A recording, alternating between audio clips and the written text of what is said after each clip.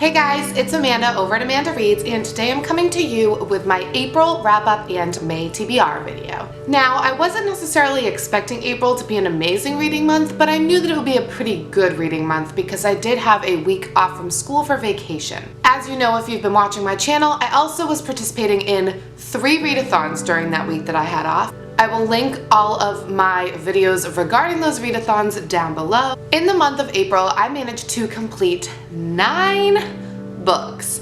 This might be my best reading month of the year so far. I just was so motivated and it just felt so good. So the first book I finished was Far, Far Away by Tom McNeill. I don't currently have my copy here with me because I gave it to my mom for her to read. I gave this book 5 out of 5 stars, and when I read the synopsis, I thought it was going to be of the fairy tale variety type of story, but it's really a lot darker than that. Basically, a little gist of it is that there's a boy named Jeremy Johnson Johnson, and he lives in this small town. He doesn't really do anything exciting. And then this girl, Ginger Boltinghouse, wants to be his friend, so he starts hanging out with her, and she's really adventurous, and she kind of pushes him out of his comfort zone, and then they start to kind of get in trouble together. Now, it all seems like fun and games and normal child's play, but it ends up getting really dark, and the two find themselves in a pretty dangerous situation. The thing that makes this book so interesting is that Jeremy Johnson Johnson can actually hear ghosts, and the ghost that is almost like his mentor is Jacob Grimm, or as he pronounces it, Jacob Grimm. And his job is kind of to protect Jeremy and keep him out of bad situations because it has been known in the spirit world that something is coming for Jeremy. Now, I know that wasn't the best synopsis, but I hope it gave you enough information to get you interested because it is a really good book. Next, I finally read my first Colleen Hoover book, and that was Maybe Someday by Colleen Hoover. Now, I went into this book completely not knowing anything. I didn't even read the back of this book. So imagine my glee when I found out about the playlist aspect of this book. There is this QR code that you can scan, and it takes you to this website. If you don't have a QR scanner on your phone, you can just go to maybesomeday.soundtrack.com. It has all the information right here in the beginning of the book in this special content. So basically, all I'm going to tell you is that one of the characters in the book is in a band or writes songs for a band, and then the band performs them. And Colleen Hoover partnered with a singer. His name is Griffin Peterson, and Griffin Peterson sang all the songs that are in this book. So the way that Colleen recommends you read this book is that once you get to the song in the book, you listen to the song on the website. And can I just tell you that it was just an unreal experience. It was like nothing I've ever experienced before when reading. It was just such a cool thing. Like, you really got that much deeper into the story, and I just have to say, I gave this book 5 out of 5 stars. It was absolutely amazing. I cried so much, and not only did I cry when I was reading the book, I cried when I listened to the songs.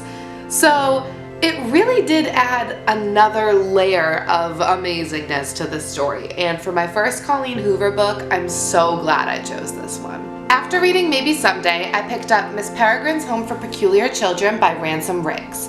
Now, this is about to be a motion picture, so I knew that I wanted to finish this before the movie came out because the movie looked really intriguing. I was expecting this book to be scary just because of the overall vibe of the cover, but it isn't a genuinely terrifying or scary book.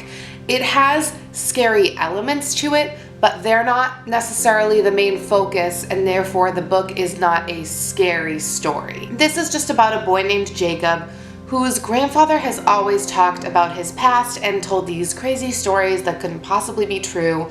And then one day Jacob realizes that his grandfather actually had some truth to what he was saying, and he wants to discover his grandfather's past.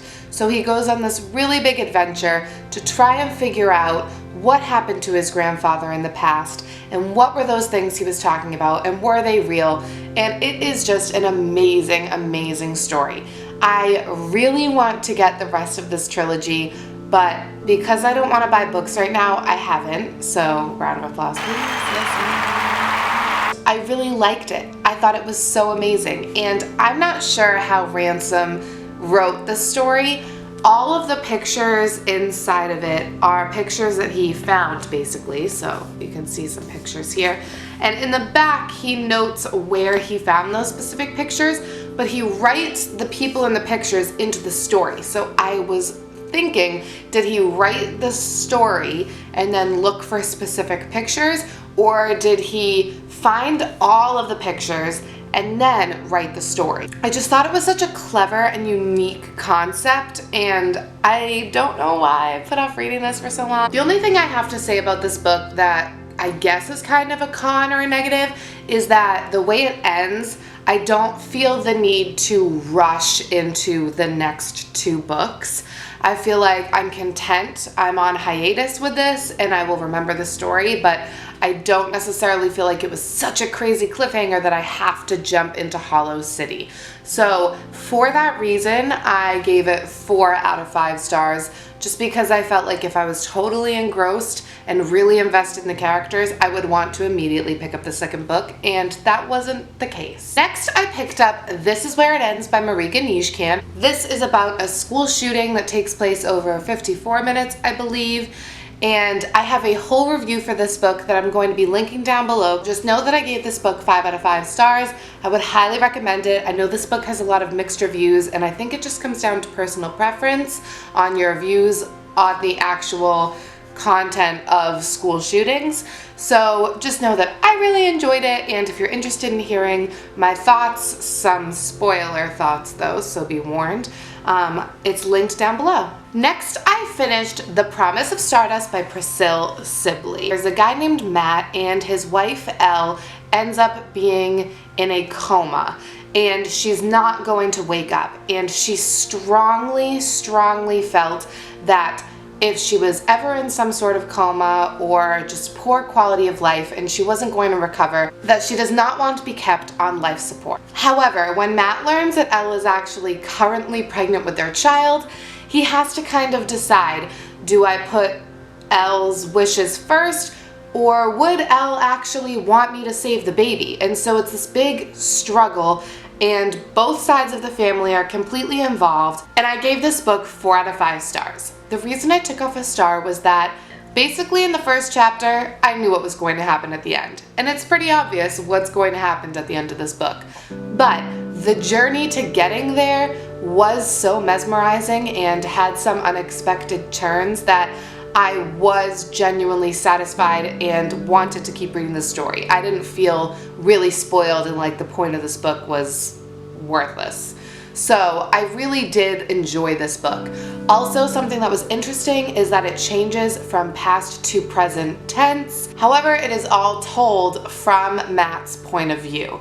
So it stays with one character's point of view, but it just changes in time period. I think this is a really effective tool used by the author because you really got all of the background information of Matt and Elle's relationship, and it made you more invested and connected to the characters, so that even though you know what was going to happen, you felt even stronger about what was going to happen. After The Promise of Stardust, I picked up Between the Lines by Jodi Picoult and Samantha Van Leer. If you don't know, Samantha Van Leer is Jodi Picoult's daughter, and they co-wrote this novel together. Now, the basic premise of the story is that there is a girl who is obsessed with this fairy tale book, and all of a sudden she realizes that the main character in the fairy tale is a person. Like, when you close the book, the characters have lives. They're not just stagnant characters, you know, in a book. They move, they talk, they communicate with one another, and they have their own world.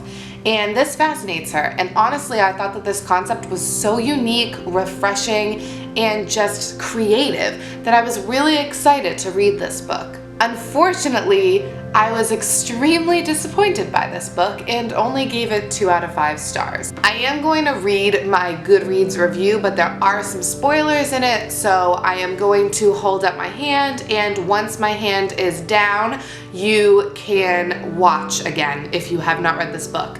If you don't think that you're going to read this book and you don't care if you're spoiled, then listen. I'm choosing to give this book 2 stars. I really like the concept of the book and the overall plot, however I really did not like the way it was carried out. I felt like when it came to Delilah's real life, we barely got to see anything.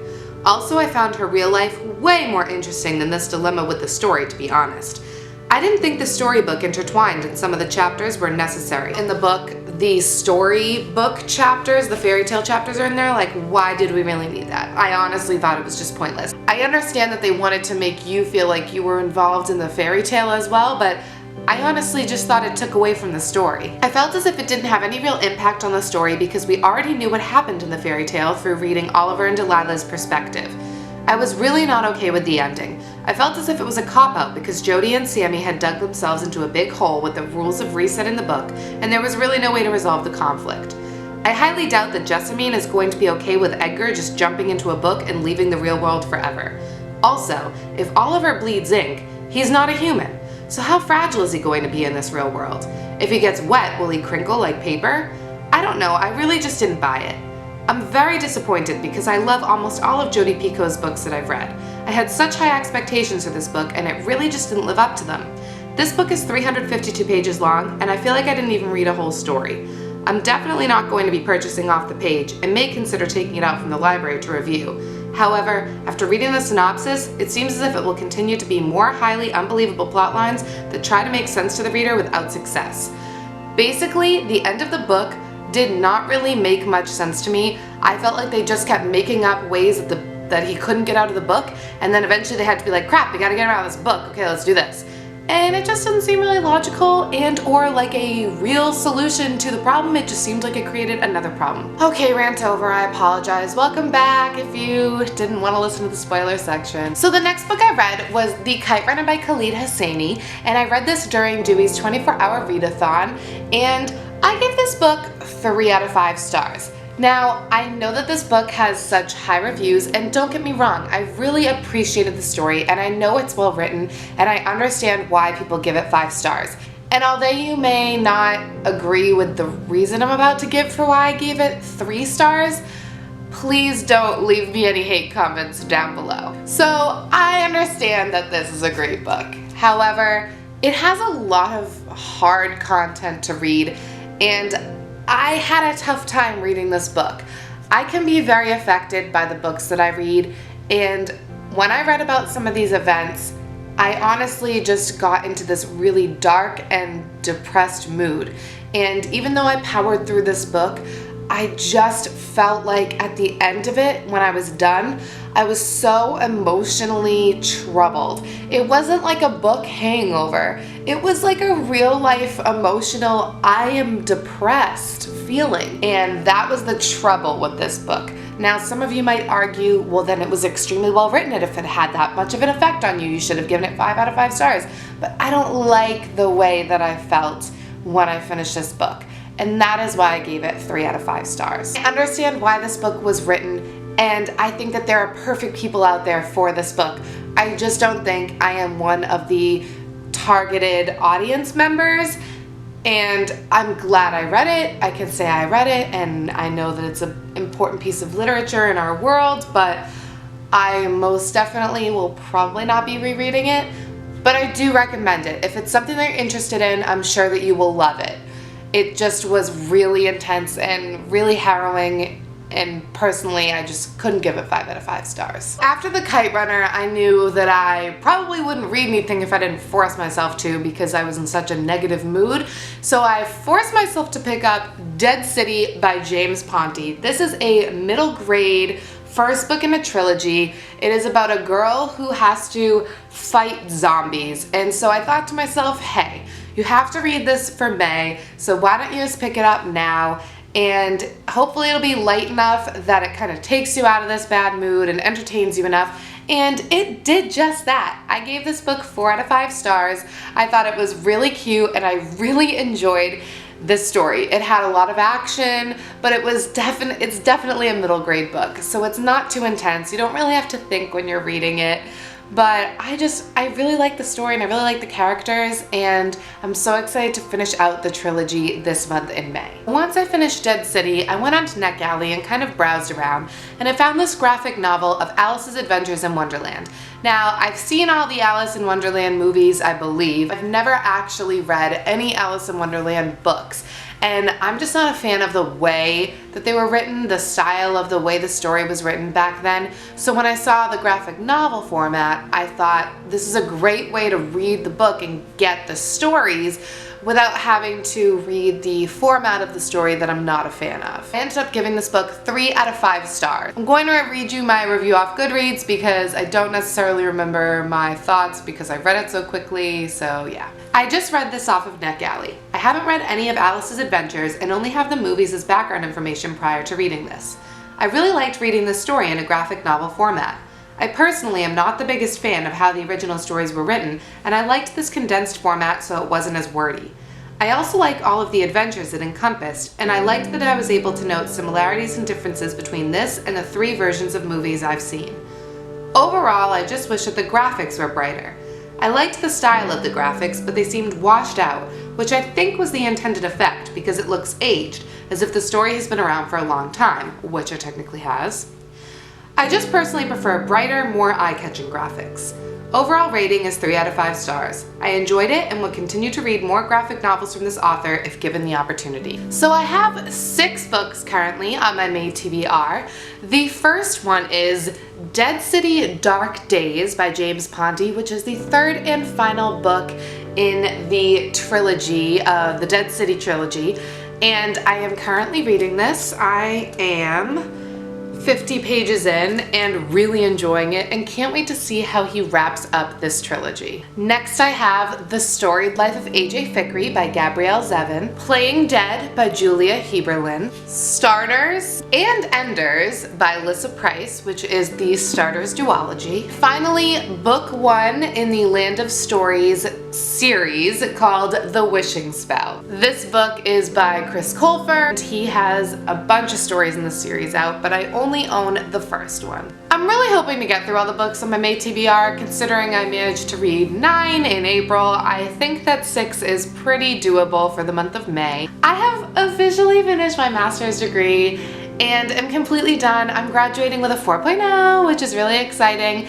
And so yeah, I don't have any more work for that and everything's coming to an end, so it shouldn't be too bad of a month work-wise, I'm hoping, fingers crossed, so I should be able to read these 6 books. Please let me know what you read in the month of April or what you're planning on reading in the month of May. If you have a video, I would love you to link it down below. And thank you for watching, and I will see you soon. Bye guys!